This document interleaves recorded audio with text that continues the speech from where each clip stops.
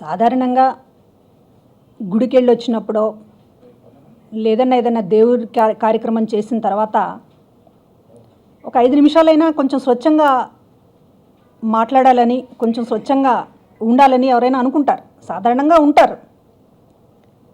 కానీ అచ్చెన్నాయుడు గారు కార్మిక శాఖ మంత్రి చక్కగా సాంప్రదాయ వస్త్రధారణ తోటి పూజ చేసి తన ఛాంబర్లో తన సీట్లో మొట్టమొదటగా కూర్చుని ఆయన మాట్లాడిన గోల్డెన్ వర్డ్స్ ఏంటంటే, ఈ రాష్ట్రంలో నిరుద్యోగ భృతి ఇవ్వలేము, నిరుద్యోగ భృతి ఇవ్వలేము అనేటటువంటిది సూటిగా కాకుండా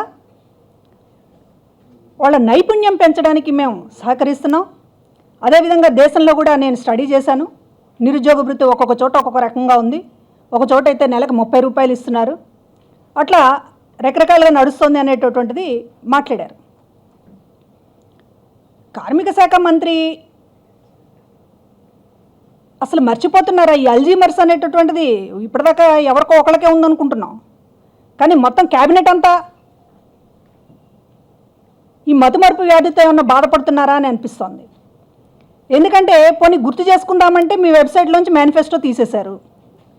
మీ అఫీషియల్ వెబ్సైట్లోంచి తెలుగుదేశం పార్టీ ఎన్నికల మేనిఫెస్టో అనేది పేజీ కనపడదు. పోనీ ఏదన్నా యూట్యూబ్లో కానీ లేకపోయినా మరొక రకంగా కానీ ఆ రోజున ఎన్నికల సమయంలో వివిధ దినపత్రికల్లో ఎన్నికల హామీల గురించి ప్రముఖంగా ఇచ్చినటువంటి ప్రకటనలు ఏమన్నా చూద్దామా అంటే యూట్యూబ్లోంచి అన్ని ఛానల్స్, అన్ని పత్రికలకు సంబంధించినటువంటి అడ్వర్టైజ్మెంట్స్ అన్నీ ఎత్తిపడేశారు. అసలు ఆ రోజు ఎన్నికల హామీల్లో ఏం చెప్పామో మనం ఒకసారి చూసుకుందాం ప్రజల దగ్గరికి వెళ్ళేటప్పుడు అని ఎవరన్నా ఒక మంత్రో లేకపోతే ఓ తెలుగుదేశం నాయకుడో ఎవరన్నా అనుకుంటే చూడడానికి ఏమీ లేదు అక్కడ. కాబట్టి మీరు ఏం హామీ ఇచ్చామో కూడా మర్చిపోతున్నటువంటి పరిస్థితి. మేము గుర్తు చేయాల్సి వస్తుంది. మేము బాగా గుర్తుపెట్టుకుంటున్నాం, ఎందుకంటే మీరు ప్రజల దగ్గరికి వెళ్ళి ఆ రోజు ఏం మాట్లాడారు, ఏమి హామీలు ఇచ్చారు అనేది మేమే ప్రతిసారి మీకు గుర్తు చేయాల్సి వస్తుంది. ఇవాళ అచ్చెన్నాయుడు గారికి కూడా మేము చెప్పేది ఏమిటంటే, మీ పవిత్రంగా మీరు ఎన్నికల మేనిఫెస్టో అనేటటువంటిది రాసుకున్నారు, రాసుకోవడమే కాకుండా ఇట్లాంటి ప్రకటనలు ఇచ్చారు. ఏది మోడీ గారు ఓ పక్కన, మరో పక్కన పవన్ కళ్యాణ్ గారు, మరో పక్కన చంద్రబాబు గారు, వీళ్ళందరూ కూడా ఉన్నటువంటి ఒక ప్రకటనలో మీరు ఏం చెప్పారు? జాబు కావాలంటే బాబు రావాలని కాంక్షిస్తున్న తమ్ముళ్ళు చెల్లెళ్ల కలను సాకారం చేయడానికి ఇంటికొక ఉద్యోగం, ఉపాధి కల్పిస్తాను. ఒకవేళ ఉపాధి దొరికేంత వరకు 2000 రూపాయల నిరుద్యోగ భృతి కల్పిస్తాం. ఇది చంద్రబాబు నాయుడు గారు ఇచ్చినటువంటి హామీ. ఉద్యోగం ఉపాధి ప్రతి ఇంటికి కల్పిస్తాము, ఉద్యోగం ఉపాధి వచ్చేంత వరకు కూడా 2000 రూపాయల నిరుద్యోగ భృతి ఇస్తాము అని అన్నారు. ఇది ఇక్కడ ఉన్నటువంటి విషయం. కానీ అదేదో తెలియని విషయంలాగా అచ్చెన్నాయుడు గారు మాట్లాడడం, మళ్ళీ తెల్లవారు వచ్చి నా మాటల్ని వక్రీకరించారు, నిరుద్యోగ భృతి ఇవ్వము అని మేము అనలేదు అనేటటువంటి ఆయన మాట్లాడుతున్నారు.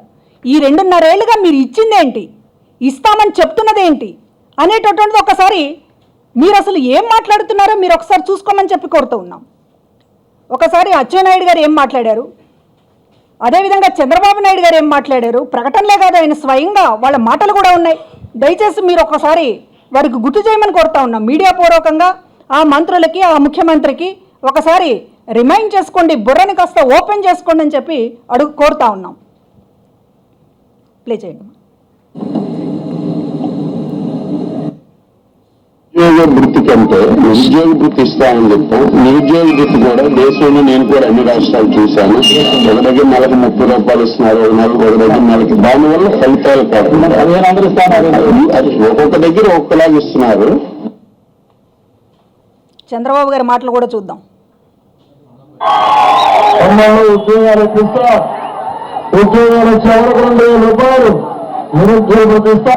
ఉద్యోగాలు వచ్చే వరకు 2,000 రూపాయలు నిరుద్యోగ వృత్తి ఇస్తా. ఉద్యోగాలు వచ్చే వరకు 2,000 రూపాయలు నిరుద్యోగ వృత్తి ఇస్తా. ఉద్యోగాలు వచ్చే వరకు 2,000 రూపాయలు నిరుద్యోగ వృత్తి ఇస్తా. ఏమనిపిస్తుందండి ఇవి చూస్తుంటే? వీళ్ళు మామూలు వాళ్ళు కాదు, గుండెలు తీసిన బంట్లు అంటారు పల్లెటూళ్ళలో. అట్లాగా ఈ రోజున ఉద్యోగం వచ్చేంత వరకు నెలకి 2,000 రూపాయలు నిరుద్యోగ భృతి ఇస్తామని చెప్పి అని చంద్రబాబు గారని ముఖ్యమంత్రిగా ఈరోజు కూర్చుని, అదేవిధంగా ఇవాళ మంత్రి అచ్చెన్నాయుడు అసలు నిరుద్యోగ భృతి అంటే రకరకాల భాష్యం చెప్పడం, ఇస్తామా ఇవ్వమా, అసలు ఈ 2.5 ఏళ్ళు ఎందుకు ఇవ్వలేదు, ఉద్యోగం ఇస్తామన్నదాకా మీరు నిరుద్యోగ భృతి ఇస్తామన్నారు. ఇవాళ అనేక మంది యువకులు కానివ్వండి, నిరుద్యోగులు కానివ్వండి ఆశగా ఎదురు చూస్తున్నారు. ఒక్క నోటిఫికేషన్ లేదు ఏపీకి సంబంధించినటువంటిది, ఒక్క ఉద్యోగ భర్తీ అనేటటువంటిది లేదు. ఈ 2.5 ఏళ్లుగా రకరకాల కోచింగ్ సెంటర్లో పడి శిక్షణ తీసుకుంటూ ఒక ఉద్యోగం నోటిఫికేషన్ అయినా పడితే ఏదో ఒక ఉద్యోగానికి ప్రయత్నం చేయొచ్చని ఆశగా ఎదురు చూస్తున్నటువంటి లక్షలాది మంది తమ్ముళ్ళు చెల్లెళ్ళు ఈ రోజున వాళ్ళకి సంబంధించినటువంటి విషయం మీద మీరు గోళీలు ఆడుతున్నారా? మంత్రి ఛాంబర్లో కూర్చుని ఓపెనింగ్ చేసుకుని అచ్చెన్నాయుడు మీరు ఏం మాట్లాడుతున్నారు? ఇవాళ లక్షల మంది జీవితాలతో ముడిపడి ఉన్నటువంటి సమస్యని అల్లాటప్పగా ఆ రాష్ట్రంలో నెలకు 30 రూపాయలు ఇస్తున్నారు, లేకపోతే మరొక రకంగా ప్రయత్నం చేస్తున్నాము. ఉద్యోగాలు ఇవ్వడానికి మీరు చేసినటువంటి ప్రయత్నం ఏంటి? ప్రత్యేక హోదా వచ్చి ఉంటే ఈ 2.5 ఏళ్లలో పరిశ్రమలు వచ్చి ఉండేవి, ఉపాధి వచ్చి ఉండేది, ఉద్యోగాలు వచ్చి ఉండేవి. ప్రత్యేక హోదాని రాకుండా చేశారు. ఇవ్వకపోయినా పర్వాలేదన్నారు. మళ్ళీ ఇవాళ ఉద్యోగాలకు సంబంధించినటువంటిది మాట్లాడుతూ ఉన్నారు. నిరుద్యోగ భృతి ఎందుకు ఇవ్వలేదు ఈ 2.5 ఏళ్లుగా? ఈ 2.5 ఏళ్లలో ప్రతి ఇంటికి ఒక ఉద్యోగం అన్నారు, లేదా ఉపాధి అన్నారు. ఈ రాష్ట్రంలో 1,75,00,000 ఇళ్ళు ఉన్నాయి ఏపీ రాష్ట్రంలో. ఇంటికి ఒక ఉద్యోగము అని అంటే ఇవాళ మీరు అధికారంలోకి వచ్చినటువంటి కాలం ఎంతండి? 2 సంవత్సరాలు ప్లస్ 5 నెలలు, 29 నెలలైంది మీరు వచ్చి. 29 నెలల్లో 1,75,00,000 మందికి ఇంటికి ఒక ఉద్యోగం చొప్పున ఇవ్వాలి అని అంటే ఇవ్వలేదు కనుక, ఒక్క ఇంటిలో కూడా మీరు ఉద్యోగం ఇవ్వలేదు కనుక వారికి 2,000 రూపాయల నిరుద్యోగ భృతి చొప్పున లెక్క కడితే ఇవాళ ఈ 29 నెలల సమయానికి 1,15,000 కోట్ల రూపాయలు బకాయి పడ్డారు చంద్రబాబు గారు. బాకీ ఇది ఖచ్చితంగా మీకు, నాకు, మనలాంటి అందరికీ కూడా చంద్రబాబు గారు ఇవ్వాల్సినటువంటి బాకీ ఇది. 1,15,000 కోట్లు అంటే ఒక్కొక్క ఇంటికి 58,000 రూపాయలు ఇవాళ ప్రభుత్వం బకాయి పడినటువంటిది. ప్రతి ఇల్లు కూడా ఇవాళ ఇంటికొక ఉద్యోగం చొప్పున ఈ ఉద్యోగం ఇవ్వలేదు కనుక నిరుద్యోగ భృతి ఇస్తామని చెప్పి మీరే ఎన్నికల హామీ ఇచ్చారు కనుక 58,000 రూపాయలు ఇవాళ ప్రతి ఇంటి నుంచి మనం డిమాండ్ చేసి అడిగి తెచ్చుకోవాల్సినటువంటి బాకీ ఏంటంటే ఇప్పుడు బకాయి పడినటువంటిది. ఇంటికి 58,000 రూపాయలు చంద్రబాబు గారు బకాయి పడి ఉన్నారు. ఏమైపోయింది డబ్బంతా? ఎవరు తిన్నారు? ఎందుకు అడుగుతున్నామంటే ఇలాగా ఆదాయం చాలా బాగా ఉంది కనుక, మీ రెవెన్యూ అనేటటువంటిది గ్రోత్ రేటు చాలా అద్భుతంగా పెరిగిపోయిందని మీరే చెప్తున్నారు కనుక, దేశంలో ఎక్కడా లేనటువంటి అభివృద్ధి ఏపీలో జరుగుతోంది, గ్రోత్ రేటు 2 అంకెల పైన ఎగబాకిందని చెప్పి మీరు చెప్తున్నారు కనుక ఈ డబ్బు గురించి అడుగుతా ఉన్నాం. ఆదాయం బాగున్నప్పుడు ఇక్కడ ఏపీలో అమ్ముతున్నటువంటి లీటర్ పెట్రోలు, లీటర్ డీజిల్ మీద వ్యాట్ కాకుండా ప్రతి పౌరుడు లీటర్ మీద 4 రూపాయలు ఎక్స్ట్రా చెల్లిస్తున్నాడు. ఎందుకని? రెవెన్యూ లోటు ఉందని చెప్పి గోల్డ్ ఓడగొట్టు వసూలు చేస్తున్నటువంటి పన్నది. మరి ఇంత ఆదాయం ఉన్నప్పుడు ఈ లీటర్ మీద 4 రూపాయలు బాది మరీ వసూలు చేస్తున్నందుకు ఈ డబ్బంతా ఉన్నప్పుడు మీ దగ్గర ఒక నిరుద్యోగికి ఉద్యోగం ఇవ్వలేదు, ఉద్యోగం ఇచ్చేటటువంటి అవకాశం ఉన్నటువంటి ప్రత్యేక హోదాని తీసుకురాలేదు. ప్రత్యేక హోదాని ఎందుకు తీసుకురాలేదు మీరు? ప్రత్యేక హోదా కనుక వచ్చి ఉంటే ఇవాళ 29 రాష్ట్రాల్లో దేశంలోనే నెంబర్ 1 అయ్యి ఉండేది ఏపీ. ఎవరు మీరు నిరుద్యోగ భృతి గురించో లేకపోతే చంద్రబాబు నాయుడు గారి నోటిఫికేషన్ల గురించో యూత్ ఆలోచించి ఉండేది కదా. నిజంగా ప్రత్యేక హోదా వచ్చి ఉంటే, ప్రత్యేక హోదా వచ్చి ఉంటే ఇవాళ కాలేజీల నుంచి, క్యాంపస్ల నుంచి బయటకు వచ్చిన వెంటనే కంపెనీలు రెడ్ కార్పెట్ పరిచి తీసుకుని వెళ్ళేవి విద్యార్థుల్ని. ప్రత్యేక హోదా రాలేదు. రాకపోవడానికి కారణం ఈ ఏపీ నెంబర్ 1గా తయారైపోతుంది, దేశంలో మిగతా రాష్ట్రాలకి చెక్ పెడుతుంది అనేటటువంటి ఒక భయంతో ప్రత్యేక హోదా బీజేపీ వారు ఇవ్వకపోతే తెలుగు ఆత్మగౌరవం అని చెప్పుకున్నటువంటి తెలుగుదేశం పార్టీ ప్రత్యేక హోదా ఇవ్వకపోయినా పర్వాలేదు, మా ప్రయోజనాలు అయితే కాపాడండి అని చెప్పి అక్కడ ఊరుకొని వచ్చారు. మరి ఇవాళ ఉద్యోగాలు కల్పించే దారి మీరే మూసేసినప్పుడు ఉద్యోగం వచ్చేదాకా కనీసం నిరుద్యోగ భృతి ఇవ్వాలి, ఇస్తాము అనేటటువంటి మాట మీ నోటి నుంచి ఎందుకు రావడం లేదు? కొత్త చాంబర్లు, పట్టుబట్టలు బాగున్నాయండి, వేషం అయితే చాలా బాగుంది. కానీ ఆ సందర్భంగా ఒక శుభవార్త, ఒక నిరుద్యోగికి మేము ఈ 2 ఏళ్లుగా ఇవ్వకపోయినా ఆ బకాయిలతో పాటుగా ఆ 58,000 రూపాయల బకాయితో పాటుగా ఇప్పటి నుంచి మీకు నిరుద్యోగ భృతి ఇస్తున్నామని చెప్పి ఒక తీపి కబురు చెప్పడానికి మీకు ముహూర్తాలు కుదరడం లేదా?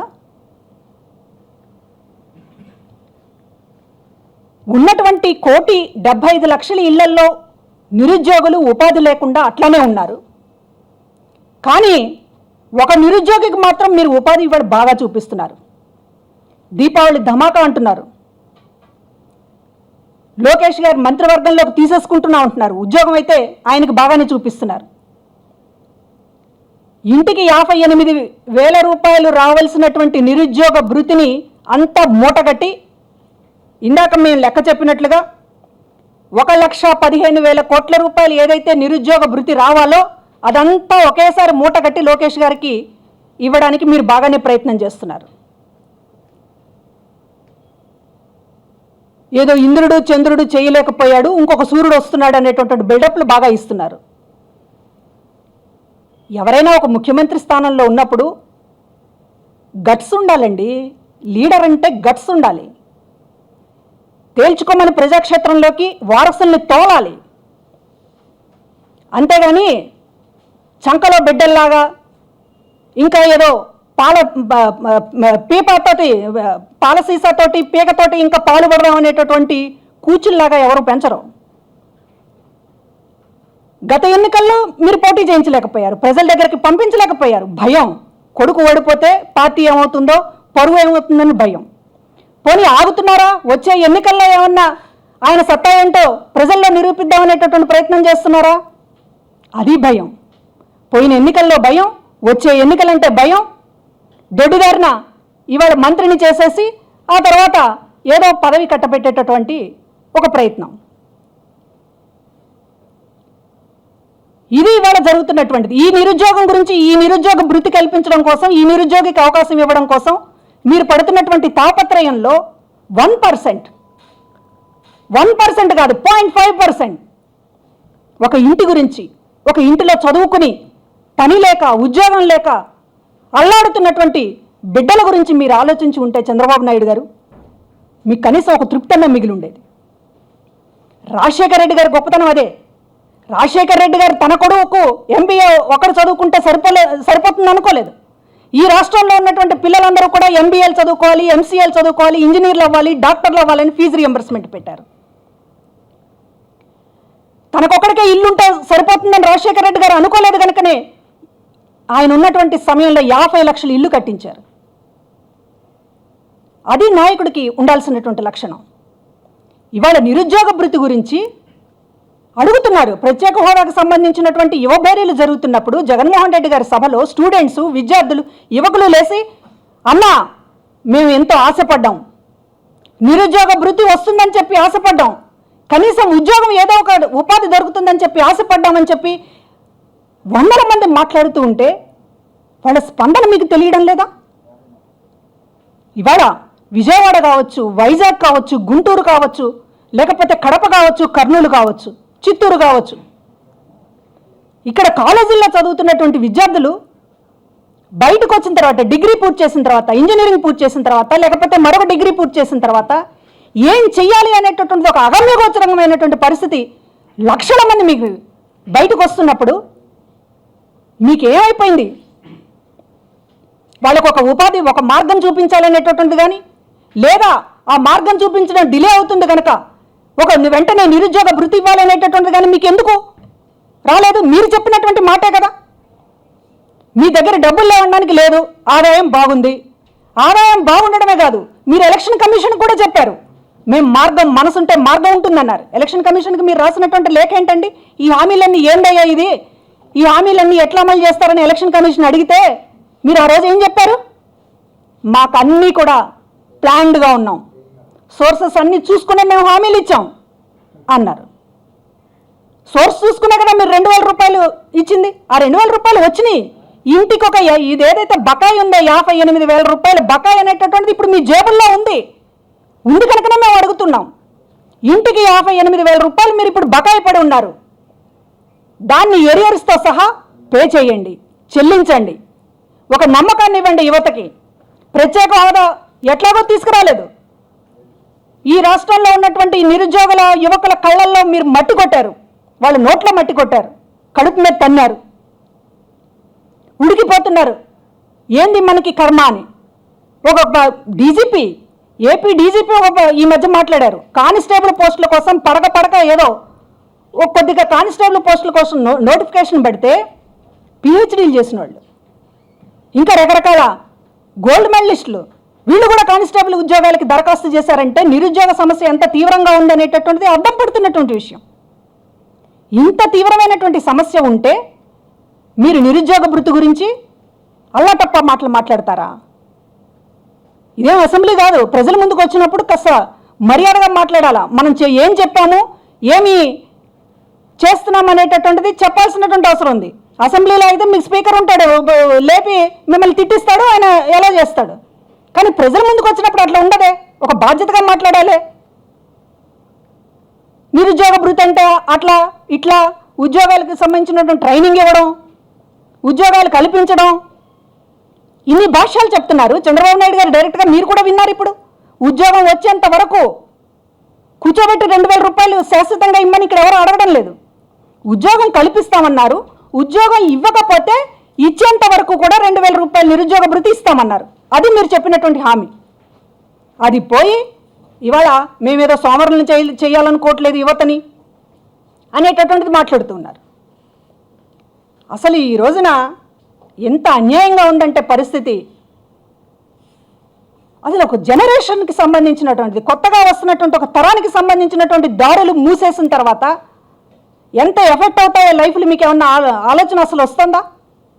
మీ ఒక్క లోకేష్ గురించి మీరు ఆరాటపడుతున్నారు, ఆయన రాజకీయ జీవితానికి సంబంధించినటువంటిది ఇంత ఆరాటపడుతున్నారే, అదే ఆరాటం ఒక తండ్రికి ఉంటుంది, ఒక తల్లికి ఉంటుంది. ఒక డిగ్రీ పూర్తి చేసుకున్నటువంటి కొడుకుకి ఒక కంపెనీలో ఉద్యోగం రావడానికి సంబంధించినటువంటిది ఎన్ని అగచాట్లు పడతారనేటటువంటిది మీకు తెలియడం లేదా?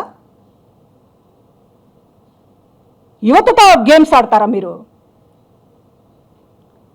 ఇవాళ ఈ పథకాలు, రకరకాల పథకాలు మాట్లాడుతూ ఉన్నారు. చంద్రబాబు గారు కొత్తగా పెట్టినటువంటి పథకాలు అన్నట్టుగా ఆల్రెడీ కొన్ని ఉన్నటువంటి వాటిని పేర్లు మార్చారు, మరికొన్ని ఏవో మాట్లాడారు. నేను ఒక్కటి అడుగుతున్నాను, ఇవాళ మధ్యాహ్నం నుంచి బహుశా ఏపీ క్యాబినెట్ ఏదో ఉందంటున్నారు. ఏపీ క్యాబినెట్ సమావేశంలో ఏ ఒక్క మంత్రితోనైనా సరే చంద్రబాబు గారు పెట్టినటువంటి పథకాలు మొత్తం కూడా చెప్పించగలరా? ఛాలెంజ్. ప్రతి పథకాన్ని ఎందుకు పెట్టారు, ఆ పథకం పేరేంటి అనేటటువంటిది మొత్తం పథకాల పేర్లు ఒక్క మంత్రితోనైనా మీరు చెప్పించగలరా? ఇది జరుగుతున్నటువంటిది అధ్వానం. అన్న క్యాంటీన్లు అన్నారు, అన్న క్యాంటీన్లు ఏమైనాయి? తమ్ముళ్ళు తిన్న క్యాంటీన్లుగా మారిపోయినాయి. అన్నకే గతి లేదు, మళ్ళీ అన్న లేడు, క్యాంటీన్లు లేవు. ఇంకో పథకం ఏంటి? గిరి గోరు ముద్దలంట. ఏందో ఈ గోరు ముద్దలు, మా ఎక్కడే చూసినా తమ్ముళ్ళ బకాసుర్ల ఫలహారంగానే కనపడుతుంది, కానీ ఈ గోరు ముద్దలు ఎవరికి ప్రజలకు చేరట్లేదు. జన్మభూమి వారు ఏమంటున్నారు? అమెరికాలో పుడితే బాగుంది అంటున్నారు. అమెరికా జన్మభూమి అయిపోయింది చంద్రబాబు నాయుడు గారికి. ఎల్ఈడి బల్బుల పంపిణీ, ఇంటింట దీపాలు ఆర్పే కార్యక్రమం, రుణమాఫీ. ఏం రుణమాఫీ? ఏం మాఫీ జరిగింది?